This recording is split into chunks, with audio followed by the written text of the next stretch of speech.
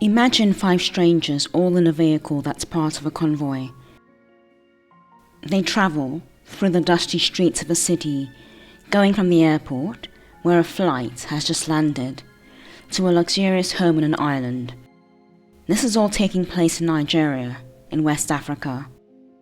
They are travelling in a long line and at great speed, as they whiz past trees and streetlights, as the wheels of the vehicle churn up the reddish-brown West African dust.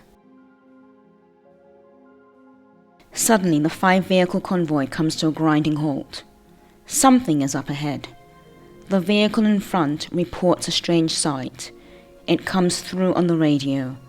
A woman, dressed in traditional clothing of white, is standing in the middle of the road. There are markings of white and red on her body, as if she's practicing some ritual. The redness might be blood. She stares straight ahead at the vehicles, muttering to herself, her eyes glazed over as though she doesn't see them. But she sees something, and she is communicating with something, or someone. Spooked? West Africa is a very superstitious place after all. The vehicles turn around and find an alternative route to the safety of home. This is a scene in a book I'm writing at the moment. I started it on a whim approximately 20 years ago, on the eve of my grandmother's birthday celebrations in Nigeria. I sat in the entrance hallway and I felt like I was being transported to another time and place. Inspiration was around me. I was at peace, and I felt the need to create. The air was humid, and there was a silence around me, even though, just a few rooms away, a party was in full swing. It was almost magical, as though the forces were compelling me to start the story. "Just right," they whispered. And I know you wouldn't believe the next bit, but there and then, at that precise moment, I pulled out a little pen and a napkin. You see, I always carried pen and paper with me, no matter what. It was an obsession. I always had to have something to write with. In this instance, the bag I carried, which matched my outfit, was so ridiculously small.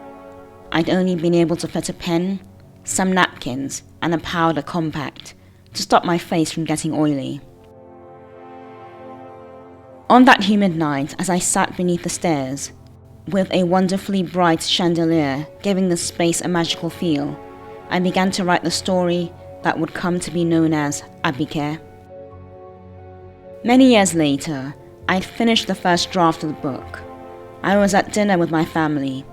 In this case, it was always the extended family, and they asked me what I was up to. They knew I was always up to something or working on something. "I just finished a draft of a book," I responded. "Very good," was their immediate reply. "What is it about?" "It's about the night we were coming back from the airport." "Oh, what happened?" My grandmother looked puzzled. She looked at my granddad and my mum as though she'd missed something. My mother, blissfully unaware of the conversation, was in the middle of a somewhat heated debate with her siblings. It would have been political. I was surprised my grandmother didn't know of the jarring incident that was part of my childhood. Although she wasn't there, my grandfather would have told her everything, as they shared everything with each other. I gazed at them both in surprise, and then chalked it up to old age, or perhaps it was the workload they had. They were busy entrepreneurs after all. It was to be expected. Well, it was a time when we were returning from the airport and we had to stop in the middle of the road.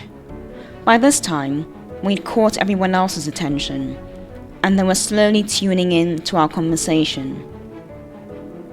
"Oh? Yes, remember the woman who was in the middle of the road, muttering to herself?" I looked at my granddad, who gazed back at me in utter confusion. "Don't you remember?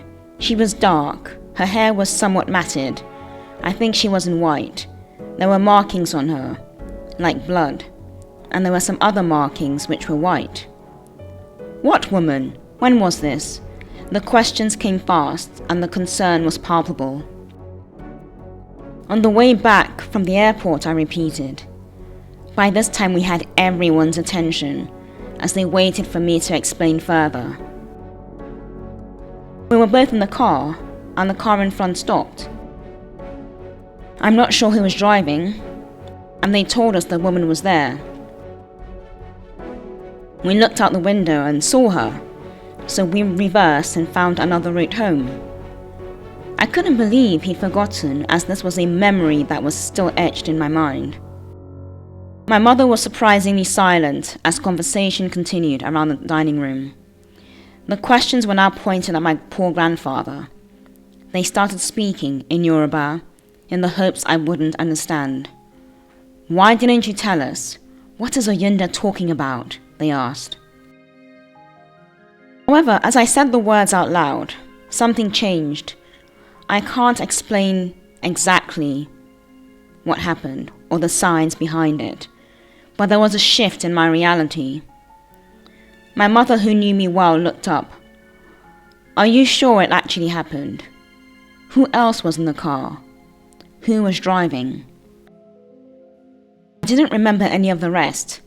I couldn't even remember who was sitting next to me, which was odd as I had a pretty good memory. All I could remember was my grandfather being present, as I could smell his cologne. Then as I sat there, the world I had built around that moment began to crumble, and I began to see it for what it was. Words on a page, that's all. It was a scene I'd written a snippet of, and began to believe actually happened. As the years went by and I picked up the story to edit it, I wondered where I could have come up with such a plot, and began to believe it had actually happened, putting my grandfather, who was a crucial person in my life, in the role of the key male figure.